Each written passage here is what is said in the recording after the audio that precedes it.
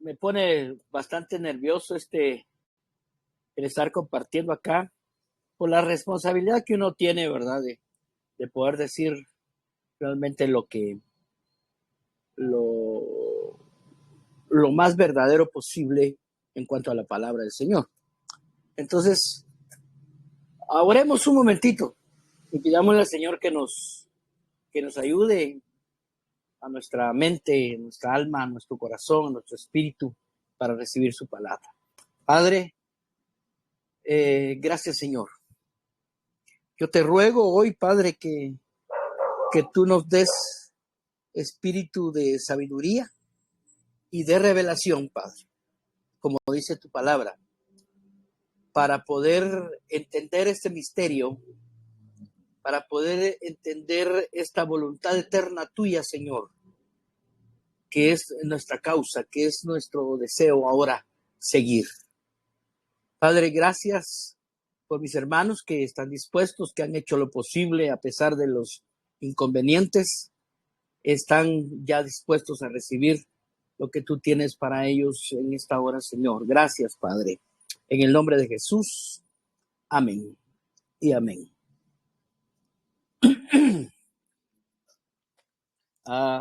Teníamos que leer Efesios 1, ¿verdad? No sé si creen que está bien el internet como para que puedan compartir o lo dejamos para de último. ¿Qué creen? Para de último, ¿verdad? ¿Cómo? Está bien el internet. Sí. Ok. Bueno, entonces no quiero hacer sorteo hoy. Alguien que voluntariamente diga, yo quiero compartir un pequeño resumen de lo que es Efesios 1. Y ya.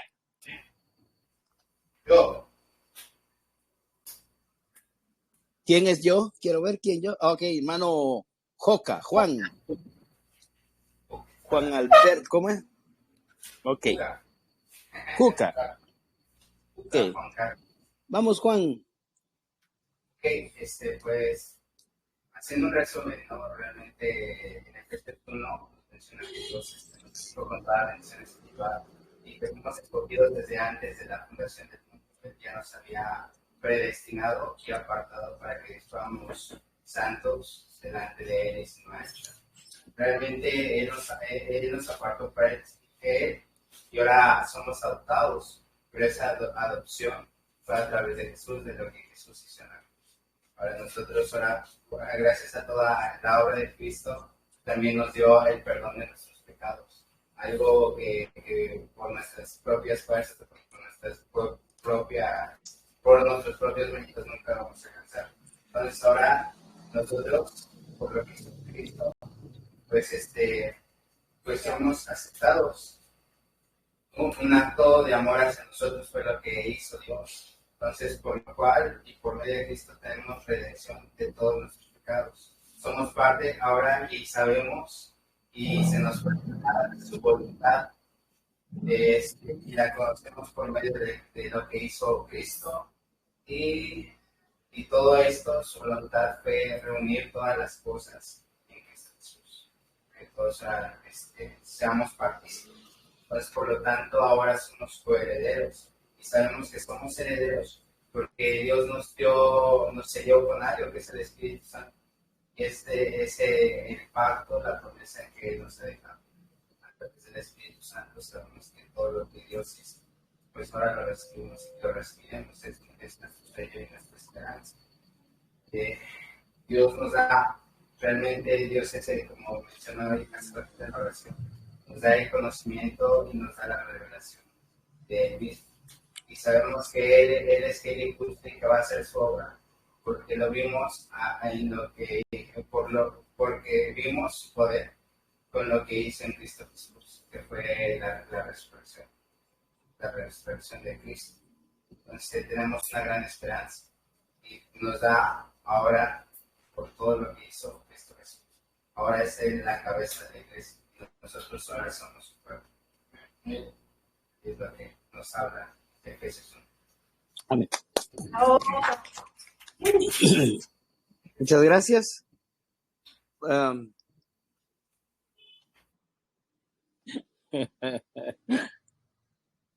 Muy bien. Hoy vamos a tocar un poquito de esto, pero otro día vamos a hablar solamente respecto a Efesios 1, ya que Efesios 1, en Efesios 1 encontramos varias cosas, ¿verdad? Solo les voy a dar un pequeño adelanto. En Efesios 1 encontramos la voluntad eterna de Dios o el plan eterno de Dios, y descubre al final que el plan eterno de Dios es Cristo y la iglesia. Ese es el plan eterno, ¿verdad? O sea, hay una eternidad pasada que cuando comienza a decir que Él nos predestinó en Él, luego ese plan tiene un pensamiento, está en la mente de Dios. Aquí cuando dice que nos bendijo en los lugares celestiales, era en la mente de Dios. O sea, ahí existíamos, en la mente de Dios, nada más. O sea, no hay algunas tendencias que dicen que nosotros ya éramos, que ya teníamos un cuerpo allá y que estuvimos por ahí rondando y que ya vivíamos, pues, o sea, como personas. Pero realmente no es así. Estábamos en la mente de Dios, era un plan. O sea, cuando uno hace un plan, escribe, todavía no se ha realizado, escribe el plan, ¿verdad? Luego, en ese mismo capítulo vamos a ver cómo el plan se desarrolla. Y el desarrollo del plan es la economía o la oikonomía de Dios. Para llegar a un final, como dice acá, en lo último dice, y no solamente en este siglo, sino en el venidero. En el venidero se va a ver el cumplimiento del plan, ¿verdad? Entonces, ese plan está primero en la mente de Dios, luego se desarrolla a través de la iglesia por medio de la economía de Dios, y al final es la consumación de ese plan, o sea, la realización de ese plan, que es al final, ¿verdad? Eso es lo precioso de esto. Entonces, hay un plan, hay un deseo de Dios, por eso es que también habla acerca de que lo hizo Dios conforme a su beneplácito, conforme a su deseo.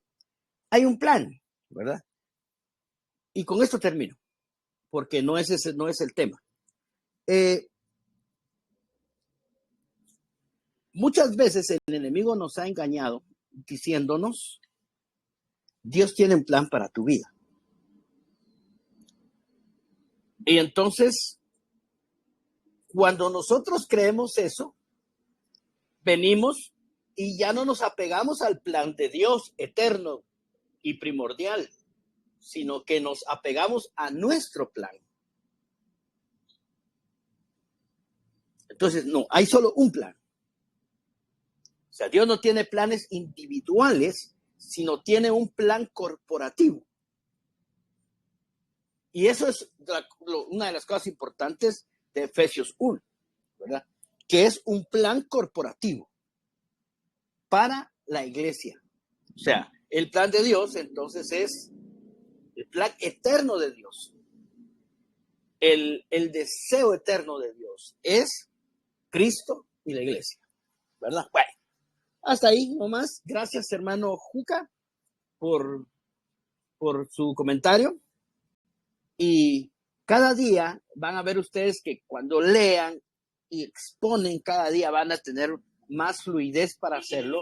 Y eso es lo que pretendemos con este momentito que tenemos, ¿verdad? Hoy vamos a ver, vamos a hablar acerca de la importancia de congregarnos. Ese es el tema de hoy. La importancia de congregarnos. ¿Será importante congregarnos? ¿Será que puedo yo no congregarme como cristiano, pues, ¿verdad? ¿Será que Dios se enoja si no nos congregamos? ¿Será que nos va a caer fuego del cielo si no nos congregamos? ¿Será que, o sea, es importante congregarse? Pues yo creo que ustedes ya en su mente ahí ya decidieron cuáles son las respuestas a esto. Pero veámoslo.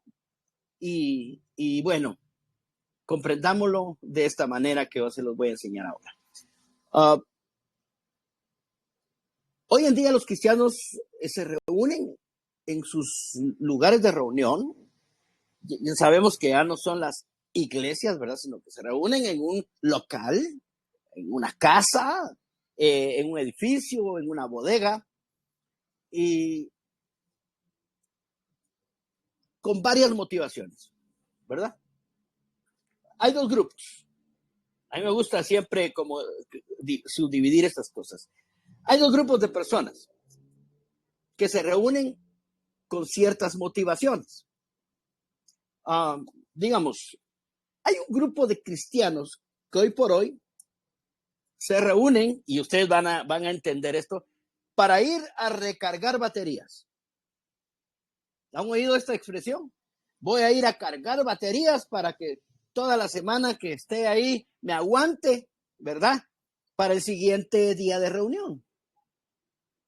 O sea, como quien dice, voy a recargarme y automáticamente voy a estar funcionando en piloto automático hasta la siguiente reunión, ¿verdad? El piloto automático es aquel que pone los aviones y el avión navega solo, ¿verdad? Entonces, para recargar baterías, esa es la primera motivación que tienen algunos por congregarse. A ver si usted cae en alguno de esos. El número 2 es por tradición o costumbre. O sea, mis papás desde chiquito me llevaron a reunirme. Ahora yo soy cristiano, ya hice mi confesión de fe y estamos bien. Pero voy por costumbre, por tradición. O sea, los domingos hay que ir a la iglesia, ¿verdad? Número 3, por amistades muy especiales, ¿verdad? Algunos jovencitos van a la iglesia porque hay una patoja que les gusta y su motivación, aunque son cristianos, o sea, no estoy diciendo que no sean cristianos o por lo menos hayan aceptado a Cristo, pero su motivación es que hacen actividades bonitas y bueno, pues para estar aburrido en casa, que los papás lo pongan a uno a hacer oficio y hacer esto y lo otro, mandados, mejor me voy a divertirme un rato ahí con los hermanos a la iglesia, ¿verdad? Esa es otra, ¿no? Esa es la número 3. La número 4 es por necesidades de salud, de hogar o económicas, ¿verdad? O sea, tengo problemas de salud, necesito un milagro, que Dios me sane. Y vamos a la iglesia y buscamos la sanidad. Tengo problemas en mi matrimonio o problemas con mis hijos. Entonces, no, voy a ir a ver qué hacen por mí ahí en esa iglesia. Voy a ir con el pastor y le voy a decir esto y esto me pasa. Y entonces van a la iglesia por esas necesidades, ¿verdad? O económicas. No tengo plata, me ha ido mal en los negocios, no tengo trabajo, entonces voy a ir a la iglesia. Otra motivación es para ir a oír un buen mensaje y oír a un buen grupo de alabanza, ¿verdad? Esa es la motivación. O sea, algunos le llaman a esto ir a recibir la palabra e ir a adorar a Dios. Pero esa es otra motivación.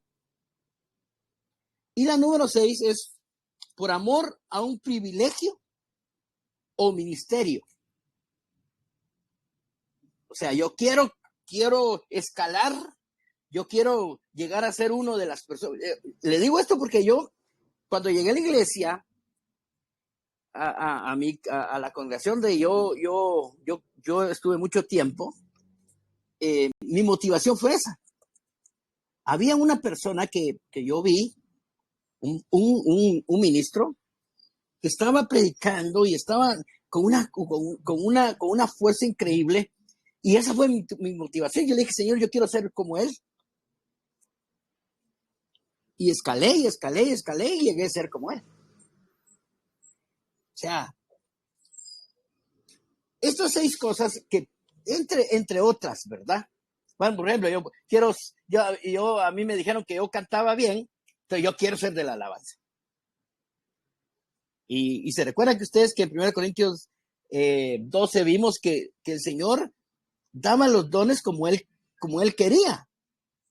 No era que nosotros, entonces a veces nosotros, bueno, el que sabe cantar, dice uno, bueno, pues ahí que le entre, pues, pero hay gente que no sabe cantar y quiere estar en el coro, y esa es su motivación, y lucha. Yo tuve una escuela que se llamaba, era una escuela de alabanza, donde teníamos a más o menos a unas 60 gentes capacitándose para ser los que iban a entrar a ministrar al púlpito.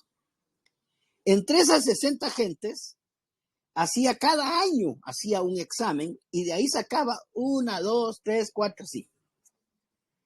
Y hubo una persona que estuvo 8 años, hermano, pero se hubiera graduado de licenciado, arquitecto, de saber qué cosas, hermano, y perdía cada año.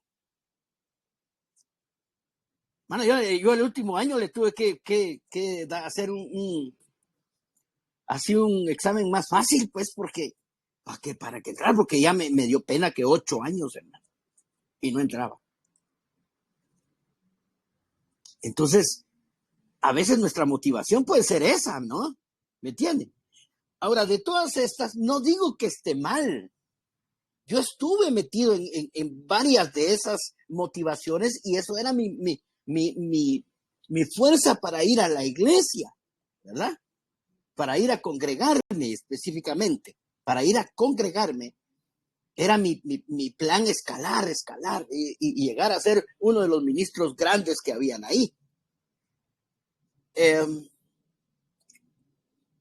Este es un grupo. Ahora vamos a ir a otro grupo. De los que son cristianos, pero que no se congregan regularmente o que definitivamente ya no se quieren congregar. ¿Cuál fue el problema o cuál fue la situación que los llevó a tomar estas decisiones? Número 1, compromisos familiares, ¿verdad? Un grupo que no se reunía, que no se congrega porque tienen compromisos familiares. Pues dice uno, pues sí, ¿verdad? Hay compromisos familiares. Bueno, júzguelo usted o el Señor. Hay otro grupo que no se congrega por el trabajo. ¿Verdad? O sea, hay que trabajar y el que no trabaja, que no coma. Yo sé que ahorita Sherita está experimentando que en Estados Unidos, literalmente, el que no trabaja no come. ¿Verdad? Eso es literal. El que no trabaja no tiene no puede, o sea, no hay para dónde no trabajar en Estados Unidos. Entonces, ese es un obstáculo que les impidió congregarse. Bueno, también Dios juzgue, ¿verdad? Cada situación. Hay otra que es por decepciones. Me decepcionaron los hermanos, me decepcionaron los ministros y ya no quiero nada con esas iglesias, ¿verdad?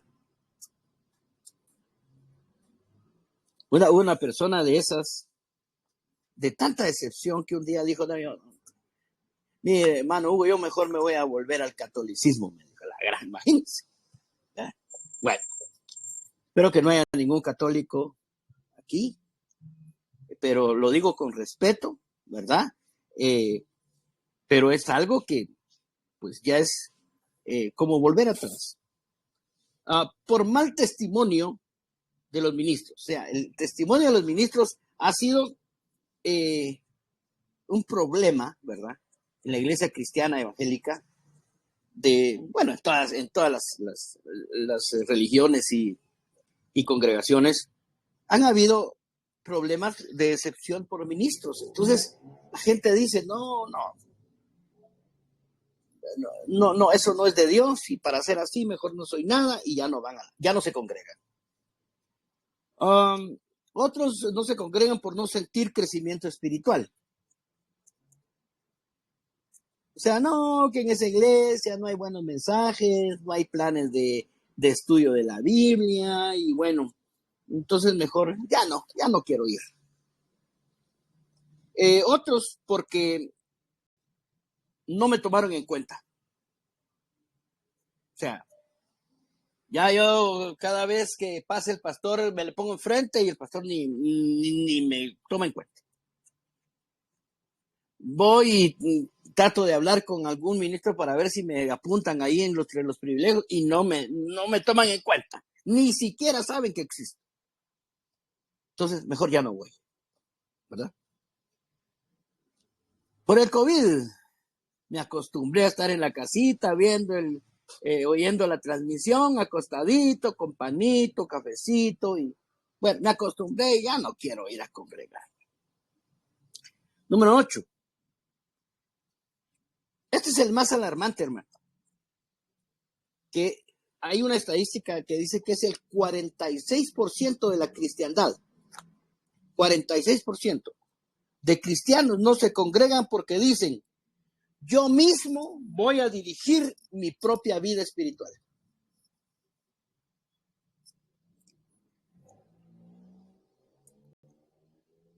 El primer grupo tiene sus razones, no son malas, aunque, permítame decirlo, no muy bíblicas.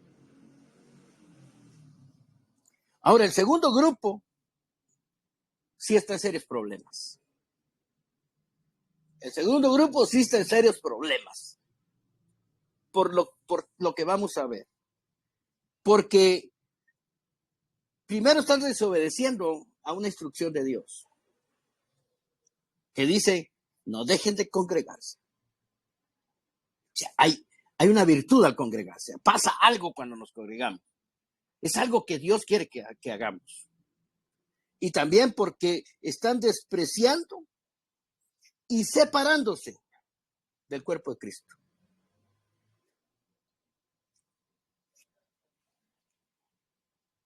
Ahí sí a los vi más serios a ustedes. Eso es una... Vamos a tratar de verlo acá, el por qué debemos congregarnos. O cuál es la importancia de congregarnos. Ahora, resumimos acá. Sí es importante congregarse. Sí hay que congregarse. Sí debemos congregarnos. Es necesario congregarnos. De hecho, miren, hermano, yo sé que muchos pueden decir: no, yo voy a vivir mi propia vida espiritual, yo la voy a dirigir y voy a oír, es mejor, voy a oír un montón de ministros, hasta de internacionales, ¿verdad? Y ahí me voy a alimentar de todos, ¿verdad? Y voy a... Sí, está bien. El problema es que esto que estamos haciendo aquí no es orgánico. No es orgánico, no estamos de persona a persona, no es orgánico. Y la iglesia, como vimos en los temas pasados, es orgánica, es una iglesia viva, es de persona a persona, es de relación. Entonces no hay forma de que por internet, por Telegram, esta reunión sea orgánica. Ya no es orgánica. Es más, le voy a decir otra cosa. La alabanza por internet no es orgánica. Usted oye un cassette, oye la alabanza, esa ya no es orgánica. Preferible que un hermano agarre una guitarra, aunque sea algo desentonadito, pero ahí va. Pero eso es orgánico. Es la vida. Entonces, ¿es importante o no congregarse? Ustedes yo creo que ya dijeron que sí, ¿verdad? ¿Hay alguno que crea que no? Mejor no la levante porque si no, saber qué va a pasar. Bueno, pero hay varias razones por las cuales debemos congregarnos, que tal vez no es su caso, pero apréndalo para que usted le pueda decir a alguien que va a encontrar. Yo me he tomado la tarea de ir con mis amigos que no se congregan a estarles enseñando, hermanos, en amor, porque a veces no se puede, a veces tan duros, hay tantas fortalezas, tantos problemas que han ocurrido, especialmente en las decepciones. Yo mismo fui una persona decepcionado de la iglesia institucional. Es otra palabra que vamos a utilizar, ¿verdad? La iglesia institucional es aquella que cree que la iglesia es una institución y no un organismo. Entonces tratan la iglesia como una empresa.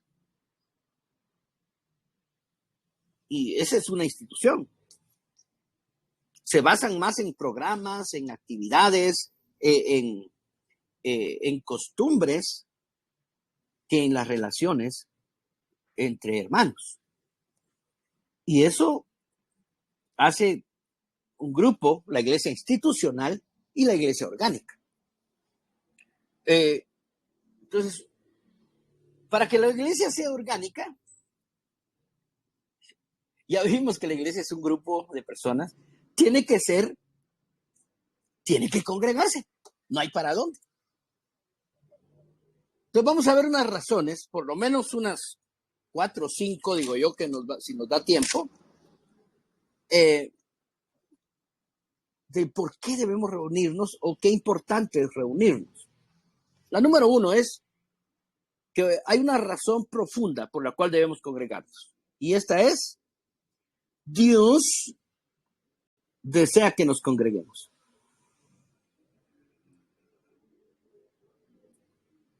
Cuando recibimos el nombre nosotros de Iglesia de Cristo,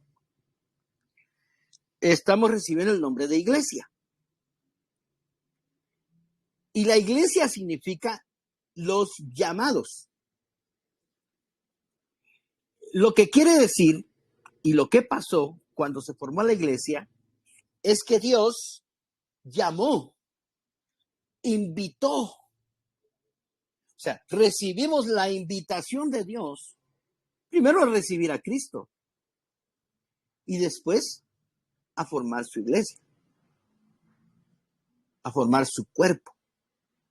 Entonces, una de las razones es porque cuando nosotros recibimos a Cristo, recibimos el llamado de Dios a formar su cuerpo. O sea, el llamado de Dios a ensamblarnos o a pegarnos al cuerpo de Cristo. Entonces, ¿por qué nos reunimos? Porque Dios nos está invitando a que nos reunamos. ¿Qué pasa cuando nos reunimos? Lo que pasa cuando nos reunimos es que se junta la asamblea. Recuérdense que les dije también que asamblea venía de la palabra ensamble. Les conté la historia de unas piezas que yo no podía colocar y al final seguí las instrucciones y plum, se colocaron y se hizo un mueble bonito. Yo contaba una historia a los niños cuando yo estaba trabajando en Quetzaltenango, que no se las voy a contar como lo hacía ahí, pues ahí lo hacía así con todos los ademanes, con todas hasta voces y todo lo que hacía, pero solo les voy a contar porque es importante esto. Había en una carpintería, al final de la jornada, el carpintero ordenó sus cosas, limpió su banco, su mueble, para donde estaba haciendo un mueble, quitó su delantal y se fue a dormir. En ese momentito comenzaron a tomar vida los instrumentos. Y esos instrumentos dijeron: señores, yo convoco una asamblea, pues. Dijo el serrucho: lo que quiero es que hacer una queja, ¿verdad? Ya oficial, que realmente me cae mal el martillo. Lo veo todo el día pegándole a los clavos en la cabeza y haciendo dañole a la madera, pues. O sea, la madera y ahora cuando le mete los martillazos y es un ruido insoportable. Yo pido que se haga algo en contra del martillo, pues. El martillo se levanta y dice, no, perdonen, pues, pero no solo yo que estoy haciendo eso. Yo también quiero hablar acerca de doña Lija, pues. Y la lija pasa rayando a la madre, le pasa en la espalda, le pasa la lija y hombre, es un dolor que siente la madera, pobrecita, hombre, hasta lisita queda. Entonces la lija dijo, chica, y solo yo soy así. Y don Serrucho, pues, no, y ve raja, la pasa cortando en pedazos a la pobre madera. Sí, pero también, el metro también tiene la culpa. Porque el metro me cae mal porque es tan legalista que, puchica, todo tiene que ser exacto, pues. Hombre, ya nos cayó mal con que, no, ahí le falta un pedacito, no, ahí hay que ponerle otro pedazo, no. Y en esa legata estaban cuando llegó el día y ¡prum! Llega otra vez el carpintero, se coloca todas sus cosas y en unas horas ya tenía una silla muy hermosa. Moraleja. La Biblia nos habla que somos instrumentos, que cuando cada quien hace su parte, aunque nos duela, hermano. Yo no sé si usted conoce a algún hermano Lija, algún hermano Serrucho, algún hermano Martillo, algún hermano, qué sé yo, Metro. Pero ellos están colaborando para hacer una obra. Todos nosotros, cuando nos reunimos, lo que estamos haciendo es formando la iglesia de Jesucristo. Estamos realizando el plan de Dios, el deseo de Dios, el beneplácito de Dios. Y esa es una de las importantes causas por las cuales debemos reunirnos. Solo el martillo no puede.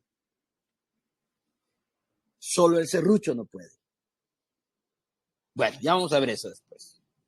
Entonces, cuando nos juntamos, lo que estamos haciendo es ensamblando la iglesia del Cristo corporativo y múltiple. Eso es lo que está pasando.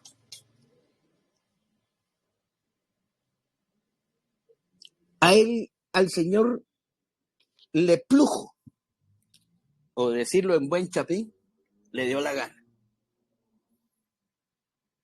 que la iglesia se manifestara, que su cuerpo se manifestara en la iglesia, en el Cristo corporativo, hablando de corporativo, ya vamos a ver eso, y el Cristo múltiple. Él quiere que nos congreguemos, es deseo de Dios, hay un plan para eso. Número 2, la iglesia se reúne para ser la expresión de Cristo múltiple, el Cristo múltiple y corporativo. Ahora les explico esto último que dice. En 2 Corintios capítulo... ¿Cómo? ¿Puedes repetir el punto, por favor? Sí. La iglesia se reúne para ser la expresión del Cristo múltiple y corporativo.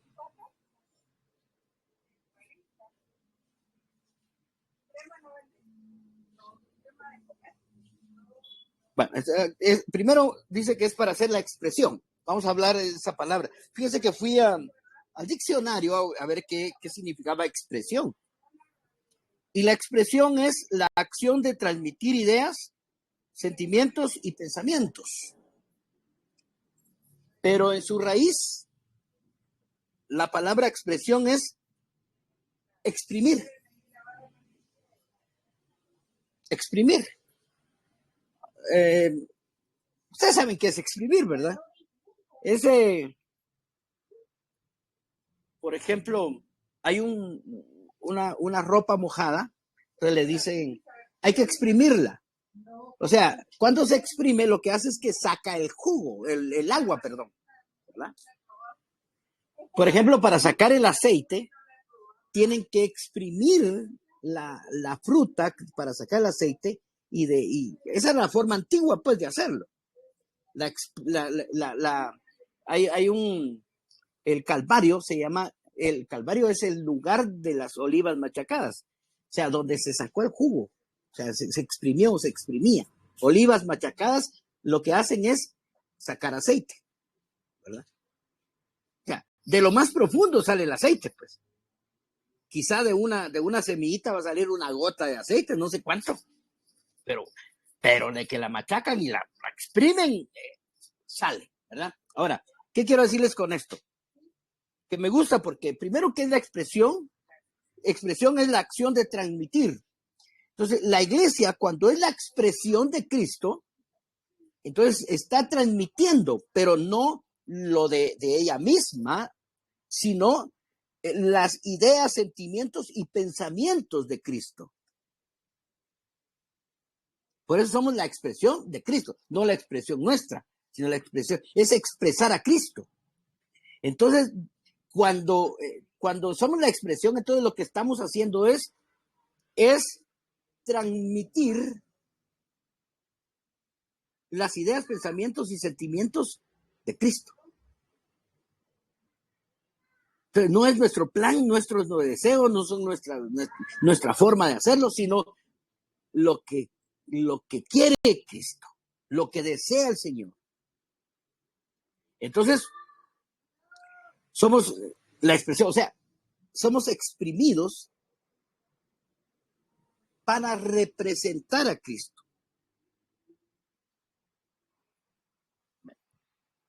Cuando hablo de representar, hay buenos representantes y malos representantes.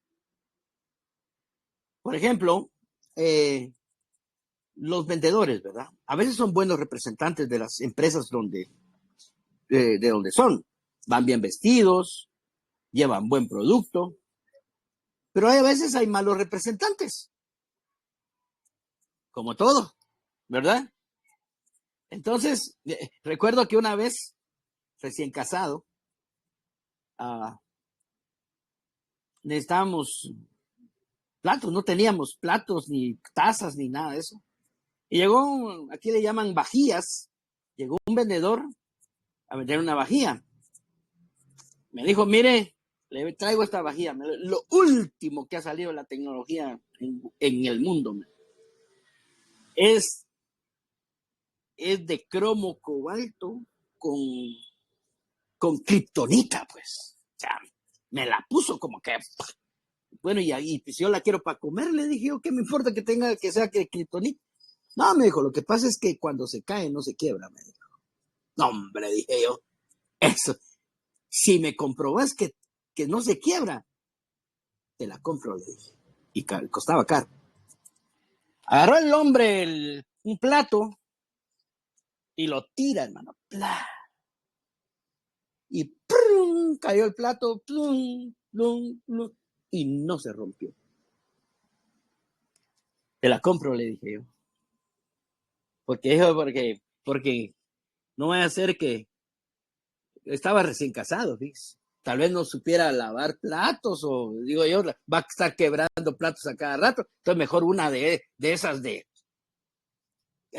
acero. ¿Ya? Cuando se fue le dije, mira, fíjate que compré una chica, le dije, hasta yo le agregué. Es la vajilla que usaba Iron Man. Cuando la tiraba servía de bala, servía de arma mortal y mataba Yo le agregué, ¿verdad? ¿Y eso qué tiene que ver? Me dijo, si es para comer, igual va. No, hombre, es que no se quiebra, le digo, cuando la tiras. No te creo, me dijo. Ahora, la agarré yo y le dije, mira, pues, la tiré, hermano. Y se va, y ¡plá! Se hace polvo esa cosa. Y entonces le dije yo, no, mira, la verdad es que tal vez yo tengo mucha fuerza. Le dije, soy súper fuerte y la tiré demasiado fuerte. Tírala tú. Y agarra otro plato, pues, y la tira. Polvo, hermano. Hombre, tiramos como 4 o 5, hermano, y todas se quebraron. O sea, ese era un buen engañador. Nos engañó, ¿verdad? Y así hay muchas cosas que pueden pasar. Hay buenos representantes y malos representantes, porque a este tipo todavía si lo encuentro en la calle se lo reclamo, hermano. Hasta me acuerdo del nombre de la empresa, entonces él fue un mal representante de su empresa. Pero hay buenos representantes. Pues la iglesia tiene que considerarse la mejor representante de Cristo.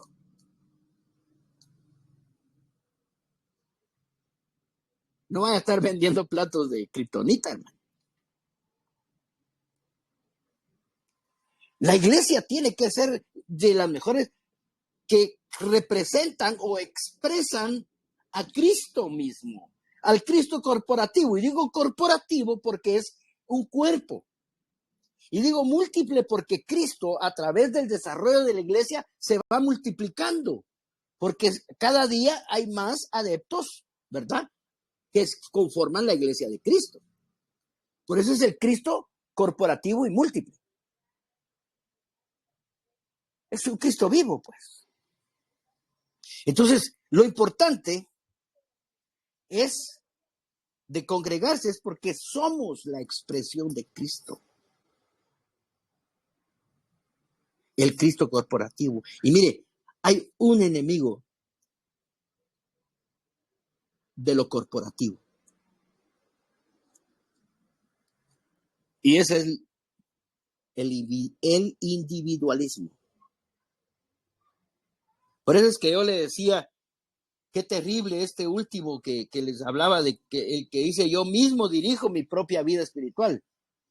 Es un individual, hermano. Y la iglesia institucional nos enseña a ser individuales.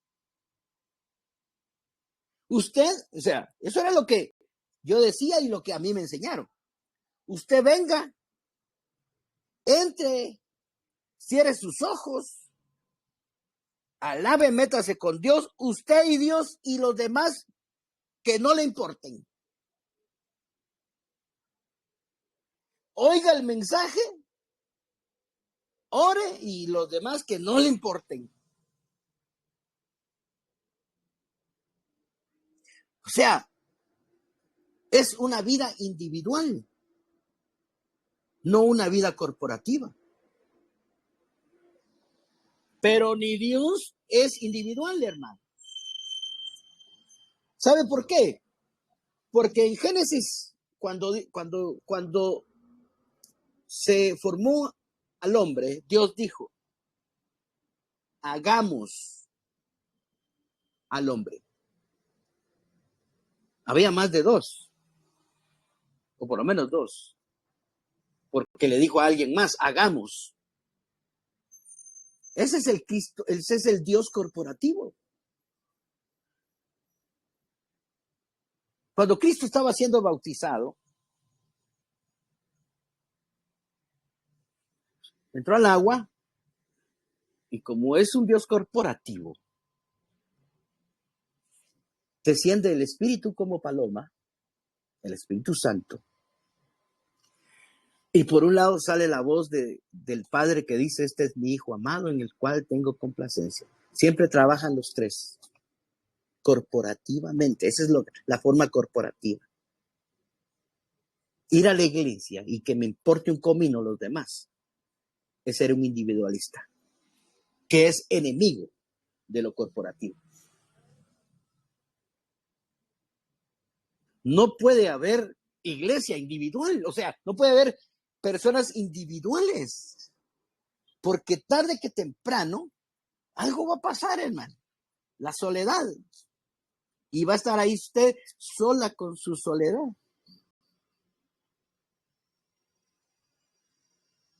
Entonces, no hay individualismo, no va con la iglesia de Cristo el individualismo. Todo es edificación mutua, los unos a los otros. Sopórtense. Hermano, ¿cómo va a creer usted que dónde van a quedar esas frases de soportados los unos a los otros? El que no ama a su hermano, o sea, todo es corporativo. La unidad, por ejemplo. ¿Con quién va a tener unidad si usted solo? Con nadie. La unidad es algo indispensable, que ya vamos a hablar de eso. Pero no puede haber individualismo en la iglesia. Yo lo hago, yo puedo, yo sé, yo lo hago de esta manera. A mí no me importan los demás, a mí solo me importa yo. Y yo, y yo. O sea, nadie, ningún elemento trabaja para sí mismo. La mano trabaja para el cuerpo. Los ojos ven para el cuerpo. Los pies caminan para el cuerpo.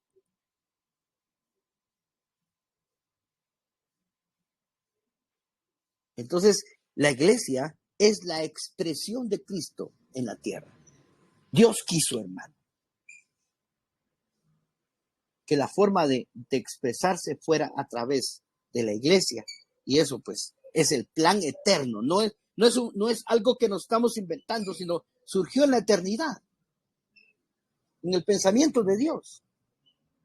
Ese era el plan de Dios. Ese era el deseo de Dios. Número 3. Voy a ir más rápido. Ya tengo poquito.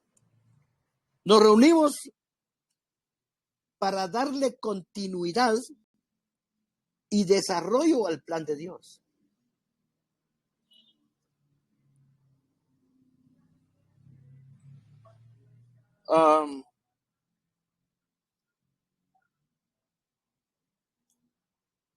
En Efesios 1, ahí donde estuvieron en Efesios 1:9,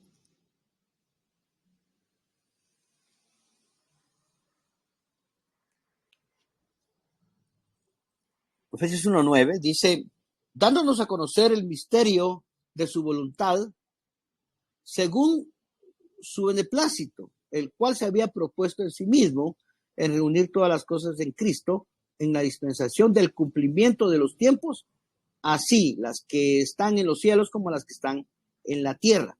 Asimismo, tuvimos herencia habiendo sido predestinados conforme al propósito del que hace todas las cosas según el designio de su voluntad. O sea, Dios tiene un plan, hermano. Y ese plan se tiene que desarrollar. Era su mente, estaba como decir, ya estaba planeado, pero había que desarrollarlo. Entonces, ¿quién es el que lo desarrolla? Es la iglesia. La iglesia le va a dar continuidad o desarrollo al plan de Dios. A ese plan dice que ese misterio de su voluntad. Cuando le digo plan, también la Biblia lo llama como el misterio de Dios. ¿Por qué? Porque era el plan que no había sido revelado. En el Antiguo Testamento, Dios no habló nada de esto. Dios lo habló hasta en el Nuevo Testamento. Entonces, ese misterio es cuando ustedes oigan hablar del misterio de Dios en la Biblia, es la voluntad de Dios, es el beneplácito de Dios. Esta palabra beneplácito significa lo que Él aprueba. Ese es el beneplácito. Lo que Él desea. Entonces, cuando nosotros nos reunimos, lo que estamos haciendo es dándole continuidad y desarrollo al plan de la voluntad eterna de Dios.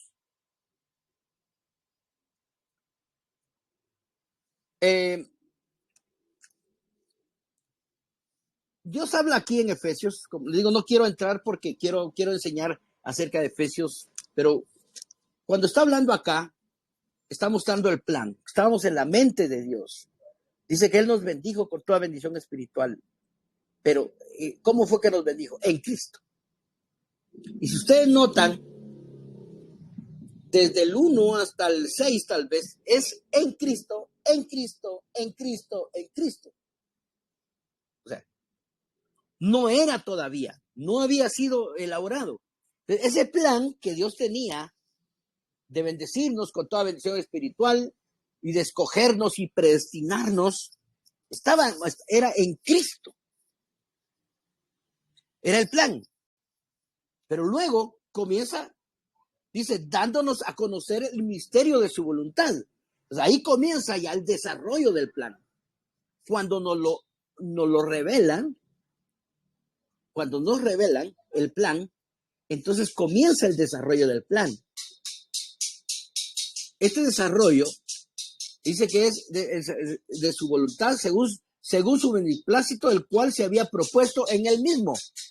Este plan era en él mismo. Todavía no era desarrollo, pero aquí ya comienza a desarrollarse el plan hasta llegar a formar la iglesia, el cuerpo de Cristo.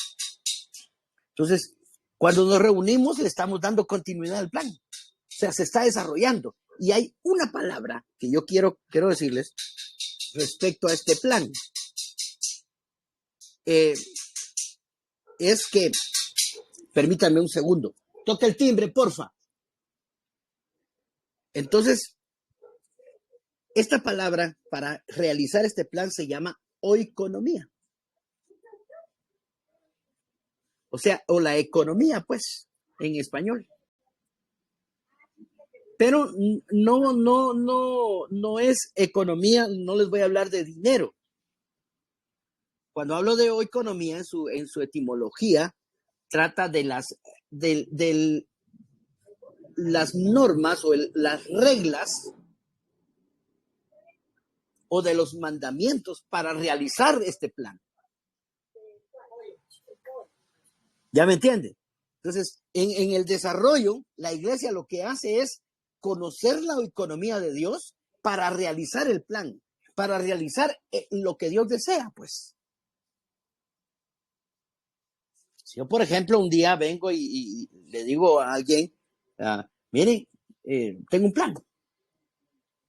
Fíjese que quiero ir al puerto, ¿verdad? Y pues allá disfrutar de la playa. Bueno, pero ¿cómo vamos a hacer? Bueno, salimos a las 5 de la mañana o 6 de la mañana. Vamos a irnos en tal carro.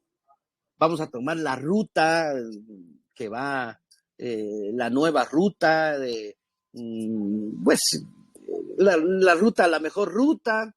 Y cuando lleguemos, pues vamos a localizar a la persona que nos va a dar la casa y ahí nos van a hacer un tour para llevarnos a tal lugar. O sea, es un plan, pero está en mi mente, pero lo estoy hablando, pero alguien lo tiene que desarrollar. Entonces, esas reglas, esas normas, esos mandamientos, se le llama la oikonomía de Dios. Entonces, para darle continuidad al plan, la iglesia se reúne. Y aquí en Efesios dice, para que nos des espíritu de sabiduría y conocimiento. O sea, conociendo el plan, cuando la iglesia conoce el plan, le es revelado el plan, este plan eterno de Dios, que tenemos que hablar mucho de eso, del plan eterno de Dios. ¿Cuál es el plan eterno de Dios? Aquí dice una de las cosas, que es reunir todas las cosas en Cristo. Ese es uno de los planes. Entonces, todo lo que pasa hay que reunirlo en Cristo. Hay que reunirlo en Cristo. Él tiene que ser el propósito. Él tiene que ser la meta, ¿verdad? Cristo y la iglesia, Cristo y la iglesia. El plan va a redundar en Cristo y la iglesia, y las normas o las leyes o los pasos a seguir nos los va a dictar la economía de Dios. Para hacer realmente la voluntad. Si todo sale como yo quería en ese plan para ir a la playa, yo voy a estar agradecido. Pero de repente viene alguien y dice, no, hombre, tomemos otra ruta. Vayámonos en un pick-up. Y todos amontonados atrás en la palangana. No, hombre, ese no era mi plan. Mi plan era en una camioneta, pues, con asientos confortables tal vez. Y cuando lleguemos allá, no, este lugar no me gusta, vámonos a otro lugar. Dice alguien por ahí, vámonos a otra casa, a otro lugar. Y no comamos lo que dijo Hugo, no comamos lo que... Al final yo voy a estar desagradado, hermano. Porque yo tenía un plan. No era el plan de otra persona, era mi plan. Y el problema, cuando no seguimos el plan de Dios, es que algún otro plan tenemos que tomar. Y por eso es que hoy la iglesia está tan desviada, hermano. Porque erraron el blanco. Eso es lo que dice Timoteo. Erraron el blanco. Hay muchas iglesias que van con un blanco errado, hermano.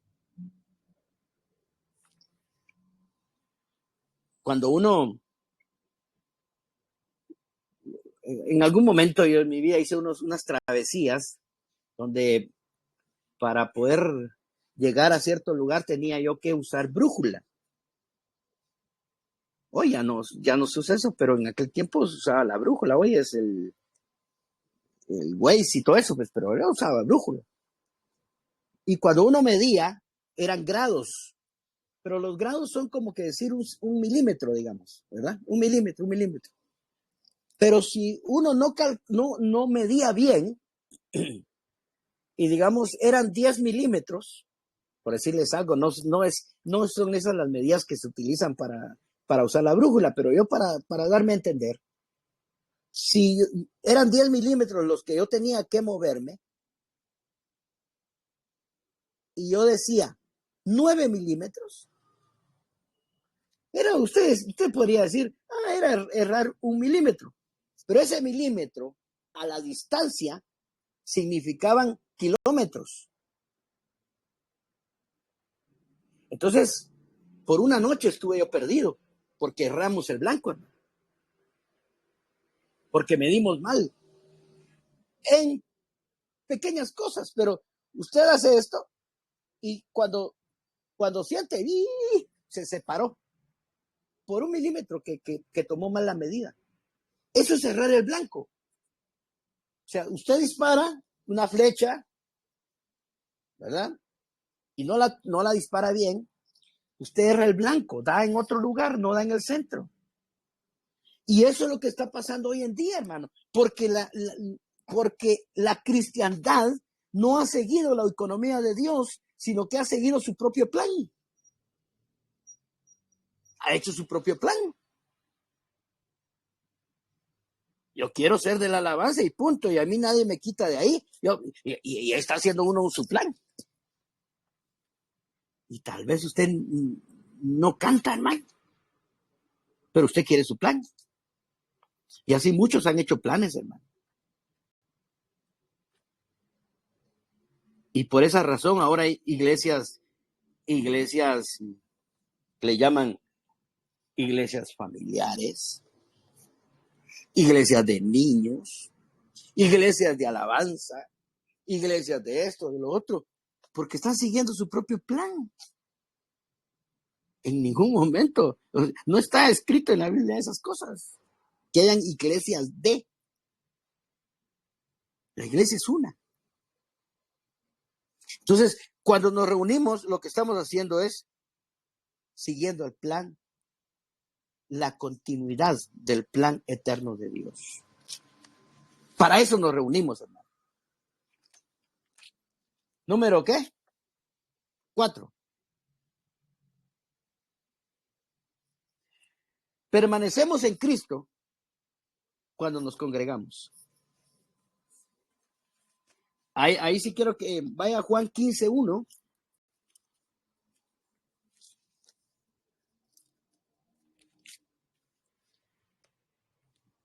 ¿Puedes repetir el punto, Paco, por favor? Perdón.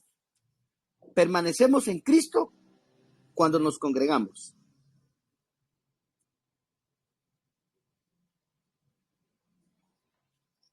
O sea, si lo dijera de otra forma, no permanecemos en Cristo cuando no nos congregamos. ¿Sí o no? Va. Pero esta es una frase. Ahora miremos Juan 15:1. Y vamos a leer un poquito de estos versos, unos cuantos versículos. Yo soy la vid verdadera y mi padre es el labrador. O sea, aquí está Cristo diciendo, yo soy la vid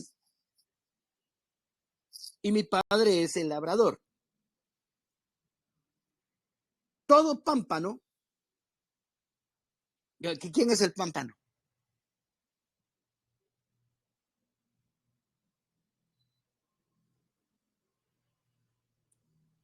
Nosotros, ¿verdad? O sea, ya después lo va a ver. Yo soy la vid verdadera y mi padre es el labrador. Todo pámpano que en mí no lleva fruto, lo quitará. Y todo aquel que lleva fruto, lo limpiará para que lleve más fruto. Ya vosotros estáis limpios por la palabra que os he hablado. Permaneced en mí. Ahí está hablando ya no como el pámpano, sino que ya está diciendo, yo soy Cristo. Y yo en vosotros. Como el pámpano no puede llevar fruto por sí mismo si no permanece en la vid. O sea, la forma de dar fruto es permanecer en la vid. Así tampoco vosotros, ahí no la tiró así de un solo, hermano. Así también vosotros, si no permanecéis en mí. O sea que, si no permanecemos en él, o sea, no estamos pegados a él, entonces no vamos a llevar fruto. Yo soy la vid, otra vez, pero aquí ya nos dice, vosotros los pámpanos. El que permanece en mí y yo en él, este lleva mucho fruto, porque separados de mí, nada podéis hacer. ¿Cuál es la forma, entonces, de permanecer en él? Según lo que estamos viendo. O sea, la figura aquí, hermano, es que Cristo es la rama y la iglesia son los pámpanos. Pero son muchos pámpanos, o sea, no tiene solo una, tiene muchos. Entonces, lo que quiere decir es que si no nos congregamos, porque la forma de permanecer en él, porque como él es el cuerpo de Cristo, es reunirnos, congregarnos. Entonces, el que no permanece en él, entonces, hermano, está fuera. O sea, no estoy diciendo, por favor, no me va a decir que ya no va a ser salvo el que está fuera de la vid. No estoy hablando de salvación, pero está separado del cuerpo. Lo que quiere decir aquí es que el que no permanece, el que no se congrega, lo que está pasando es que está separado del cuerpo.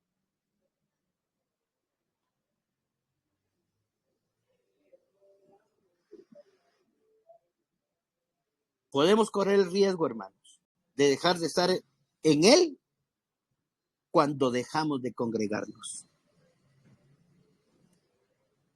¿Qué dice Hebreos 10:25, hermanos? Lo saben de memoria, creo.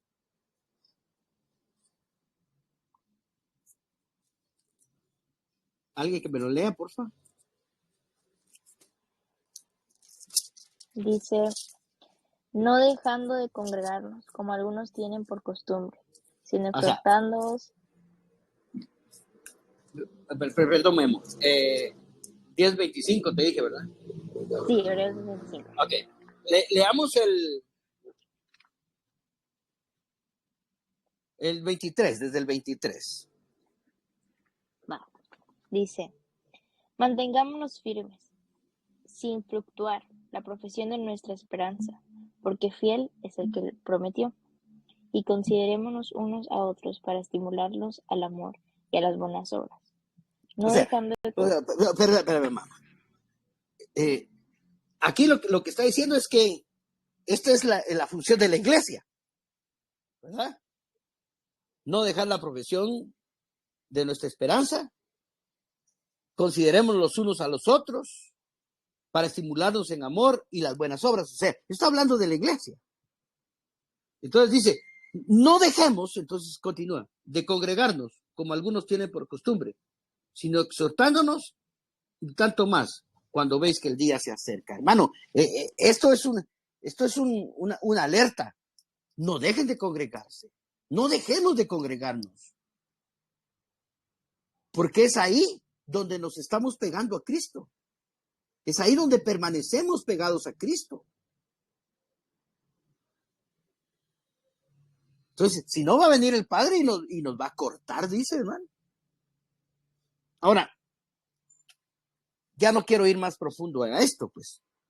Pero se corre el riesgo que al dejar de congregarnos, estemos separados de la vida. Dice, y alejados de mí, nada podéis hacer.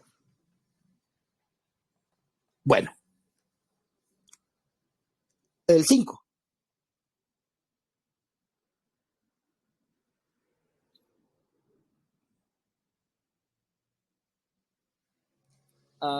Leamos Mateo 18:20.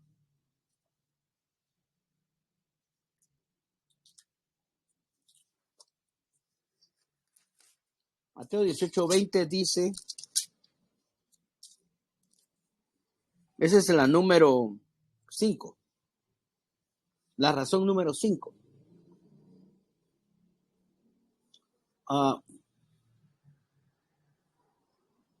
En el 19 dice, 18-19.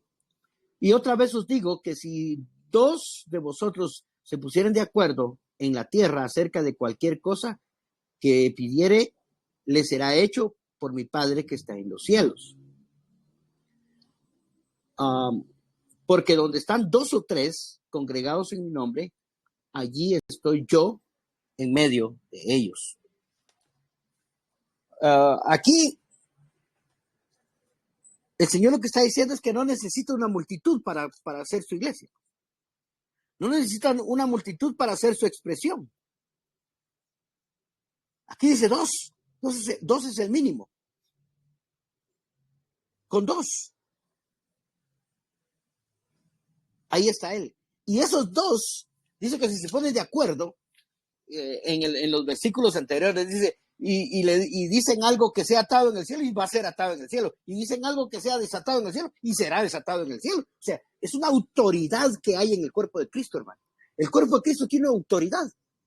Vean este versículo y léanlo bien y van a ver cómo dice, si este que los hemos estado amonestando no hace caso, pónganlo en la iglesia y la iglesia que lo tome. Pues, tiene una autoridad la iglesia, hermano. Increíble. A tal extremo que si dice esto es atado, se ata, esto es desatado, se desata. Pero corporativamente, no es de una persona. No es que usted ande, yo ato en el nombre de Jesús y declaro y esto. No, hermano, es la iglesia unida. Y no necesita ni siquiera de gritar. Solo necesita ponerse de acuerdo. Entonces, qué importante entonces es que nos congreguemos, hermano. Porque donde 2 o 3, ahí está la autoridad de Dios. Ahí está Dios. Y si usted lo ve de otra manera, de otro punto de vista, donde 2 o 3 se reúnen en su nombre, ahí está Dios. O sea, allí está representado Dios en esos 2. Ahí está Cristo en esos 2 representados. Ahorita en el COVID, hermano, mucha gente, o sea, el COVID fue fatal para las iglesias cristianas. Hasta es el día de hoy que la iglesia cristiana no se repone de la congregación que tenía. Porque ahorita ya no quiere ir la gente a congregarse. Y estando cautivos en esta pandemia, tuvieron la oportunidad de hacer iglesia y no la hicieron. Porque por lo menos estaba su papá, su mamá, o su hermano, o su tía, o por lo menos habrá alguna excepción de que haya habido una persona solita. Pero si hubiéramos seguido la economía de Dios en el COVID, la iglesia no hubiera menguado, hermano.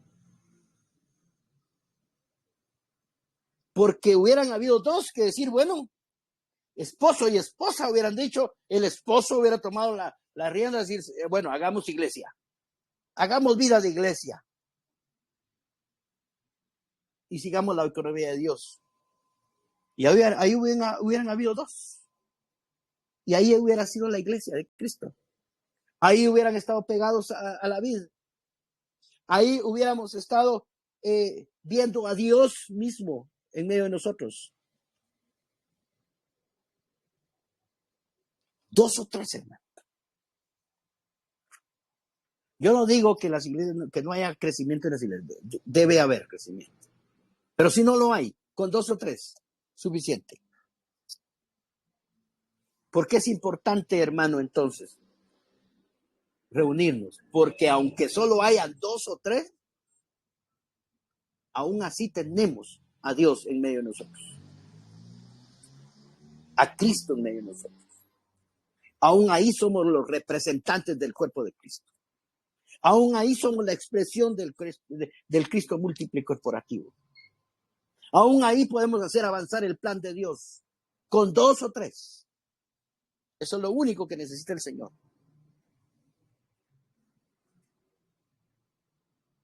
Número 6, por último.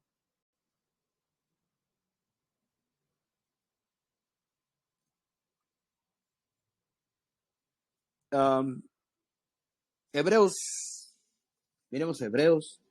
No me quiero meter mucho a Hebreos porque sé que ahí está Jazir echándole ganas con Hebreos, pero solo un toquecito, Jazir. Si encuentro yo Hebreos, porque no lo encuentro.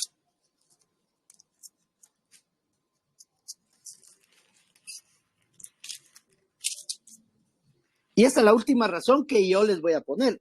Hay muchas razones importantes por las cuales congregarnos, hermano. Pero esta es la última que yo les voy a poner.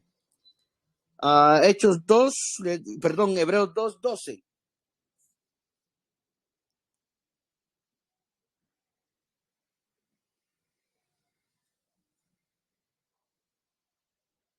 Diciendo, ya lo tiene, ¿verdad? Anunciaré a mis hermanos tu nombre. ¿Quién está hablando ahí? Alguien que me diga. Cristo, ¿verdad? Él es el que está hablando. Anunciaré a mis hermanos, dice Cristo, en medio de ¿qué? La congregación. Te alabaré. Ahora, el título de esta última es, si Cristo se congrega, ¿usted por qué no?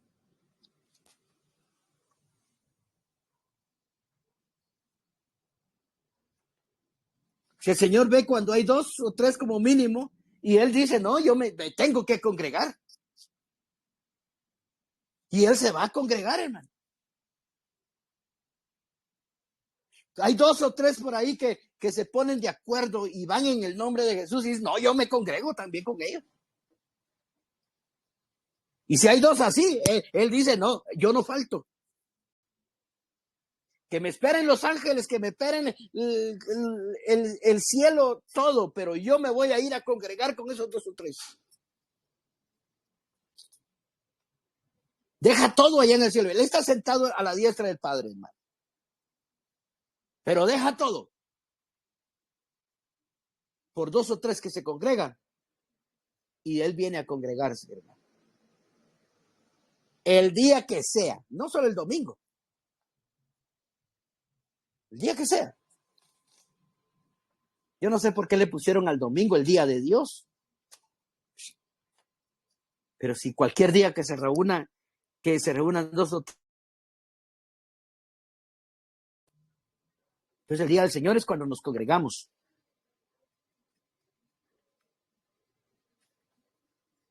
Usted va a encontrar, hermano, muchas razones más el por qué debe congregarse. ¿Por qué razón no es bueno dejar de congregar? O sea, dice, no dejen de congregarse como algunos tienen por costumbre. Mejor diciéndolo de otra forma, mejor agarren la costumbre, si quieren, de congregarse o el hábito de congregarse.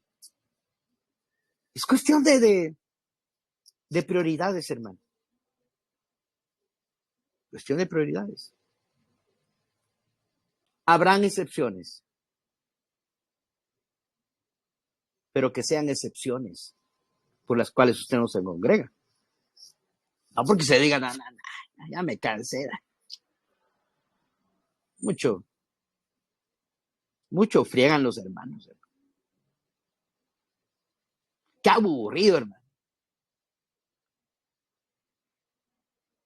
Y como la iglesia orgánica es participativa, a veces las participaciones, hermano, no son tan así como no son personas, ministros que han estudiado teología y todo eso, pues lo que comparten los hermanos no es un gran tema escatológico, un gran tema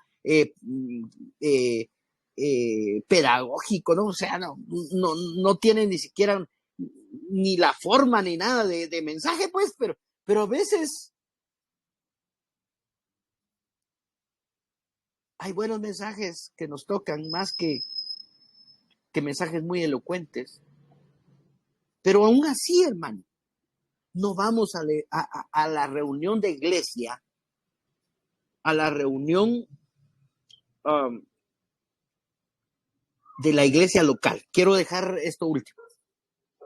No estoy hablando de la iglesia universal. Estoy hablando de la iglesia local. Todo esto que les dije se da en la iglesia local. ¿Verdad? Entonces, ya otro día hablamos de eso. Pero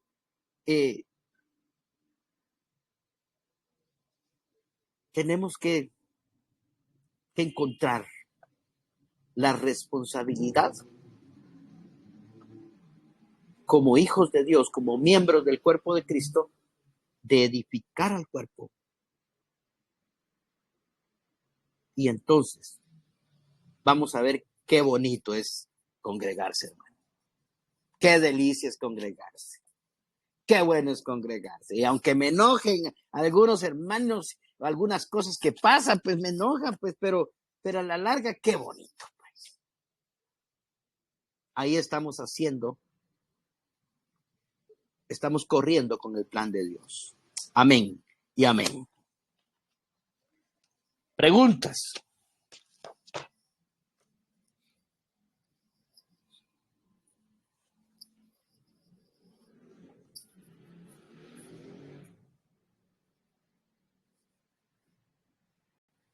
Échense un par de preguntas después, porque si no, voy a dar por hecho de que o lo aprendieron todo o no aprendieron nada.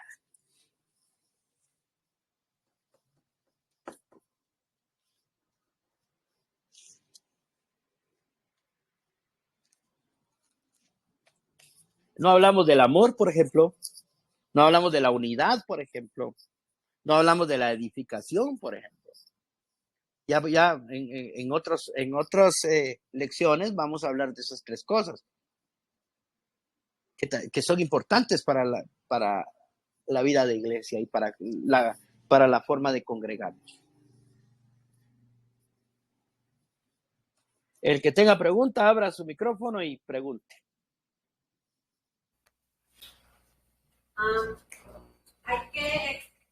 Habría que exhortar a algunos hermanos cuando dejan de congregarse, como vimos en el grupo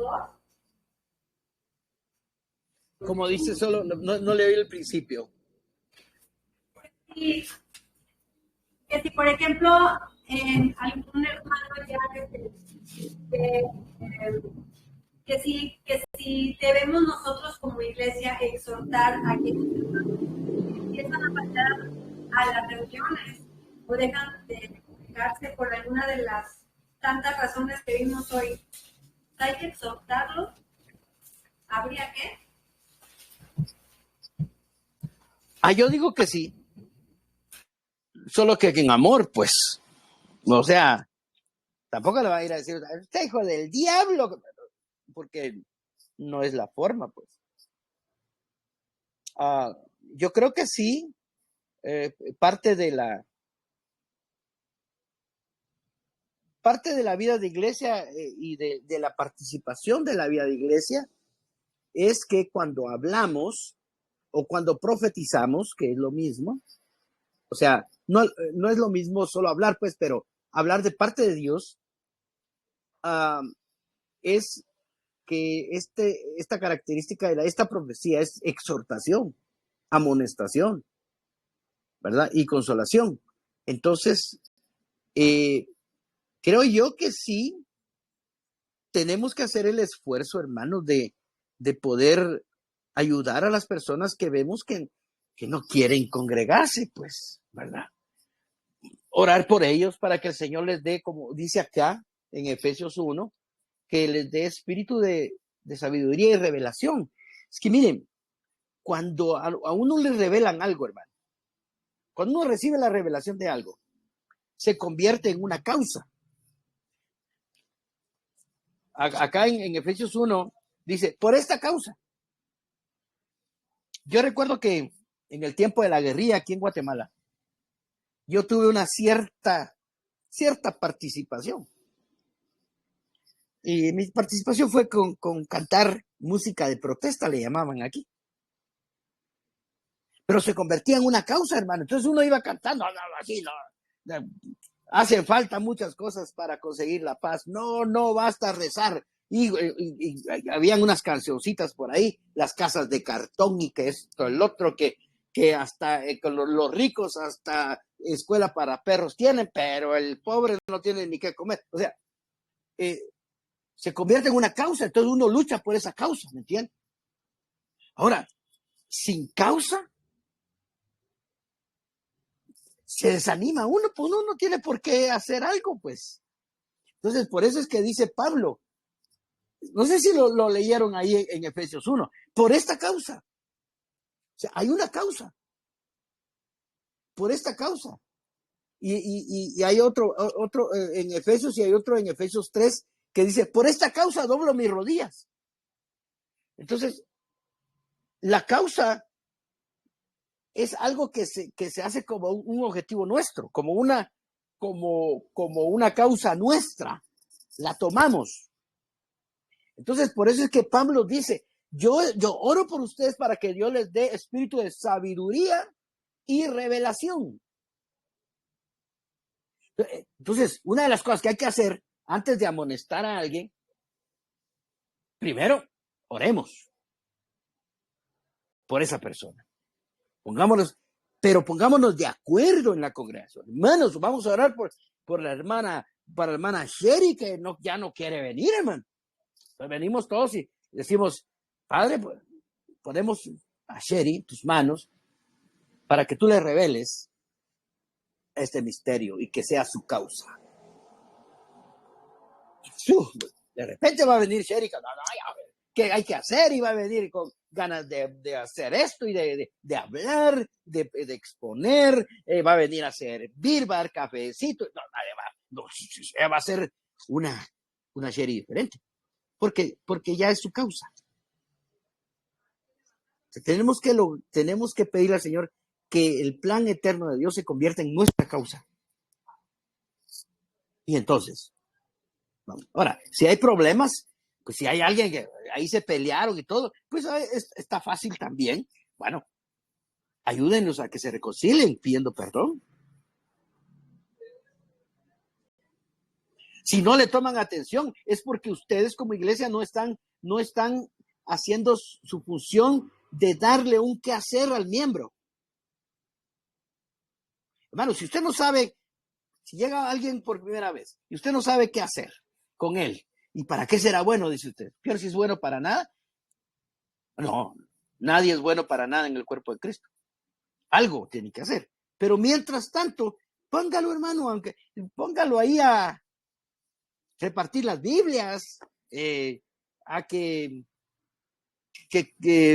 pues ayude a que lleve pan, ¿verdad? Fíjense que eso de llevar pan lo acabo de oír porque nuestro líder, el apóstol de donde yo estoy, él dice, no hay nadie que no tenga nada que hacer, que no tenga nada que dar en la reunión. Pero si no tiene nada que hacer, aunque sea lleve pan, dijo él, ¿verdad? Pues yo cuando comencé a llegar, recuerdo que comencé junto con Sherry y Jacir, íbamos a esa reunión. Yo comencé a notar que no estaban dando cafecito y pan, ¿verdad? Y como a mí me gusta mucho, dije yo, no, debe de haber algunos que les guste. Entonces, no sé si fue en el tiempo de Sherry todavía, pero hubo un momento que yo dispuse, no, si yo no voy a hablar, porque yo no hablaba nada, hermano, yo en la integración, yo no participaba. No tenía nada que dar más que preguntar cosas que me causaban duda. Entonces mejor me quedaba callado. No había entendido la responsabilidad de un miembro del cuerpo. Entonces comencé a llevar pan, hermano. Y por casi 2 o 3 años llevé pan. La hermana Pati es testigo que llevaba pan. A todos lados donde íbamos, yo llevaba mi mochila pan. Y una vez que se me olvidó sacarlo, alguien dijo, hermano Hugo, y no trae panito. Ya sabía que era el panadero. Y un hermano dijo, como el hermano Hugo dijo, el ministerio del hermano Hugo es traer pan, dijo. Imagínense, ya hay ministerio de panadero, o sea, es el 6º ministerio.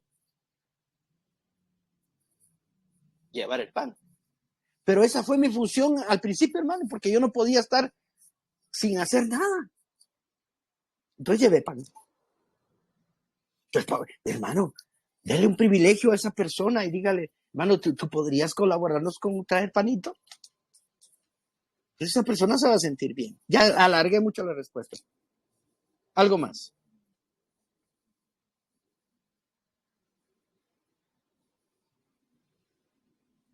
¿Quién es quién tiene el ministerio del pan con ustedes?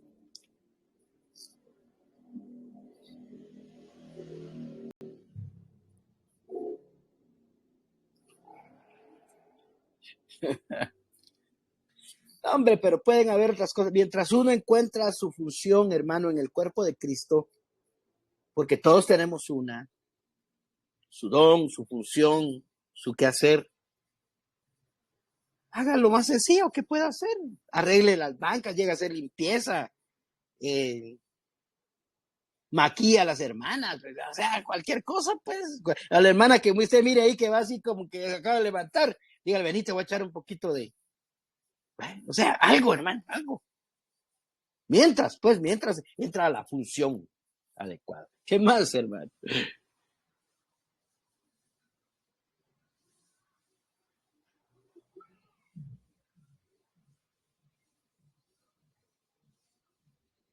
Otra pregunta, pues, hombre. Dos preguntas.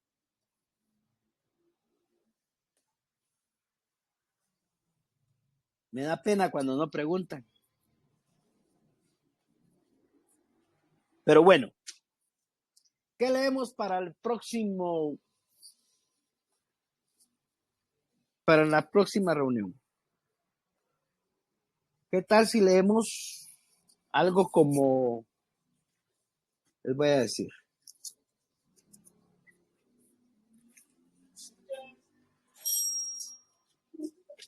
como Primera de Juan?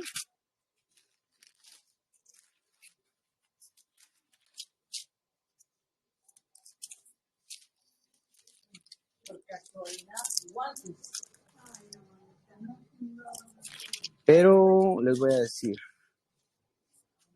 el capítulo 3 de Juan, de Primera de Juan, para la próxima semana. Mirad cuál amor nos ha dado el Padre para que seamos llamados hijos de Dios. Por esto el mundo no nos conoce porque no le conoció a él.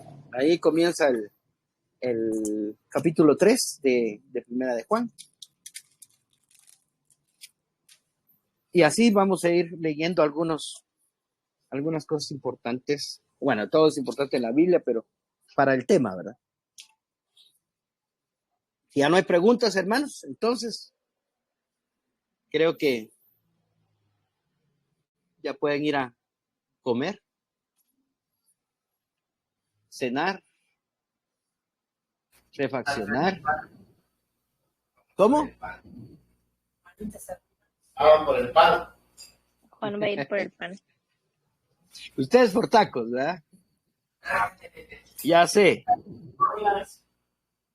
Envidia le dan a uno nada más. Con tacos al pastor. Tacos al pastor van a hacer. Machacados. Machacaditos, de tripa. Bueno, entonces mis hermanos, un placer haber estado con ustedes. Nos vemos la próxima semana, primero Dios, ¿verdad? Y sigan machacando estos temas que yo les estoy dando, busquen. Si en algo pues me estoy equivocando, pues díganme, mira hermano, yo encontré este versículo que dice lo contrario que usted dijo, pues démosle, va, yo no me voy a enojar y de todos modos no lo tengo cerca como para pues tomar represalias contra usted, así que no se preocupe. Entonces, mucho gusto, hermana Patti, Dios me la bendiga. Buenas Muchas noches, gracias, hermano. papi. Cherita, te amo mucho, mi amor. Yo también te amo.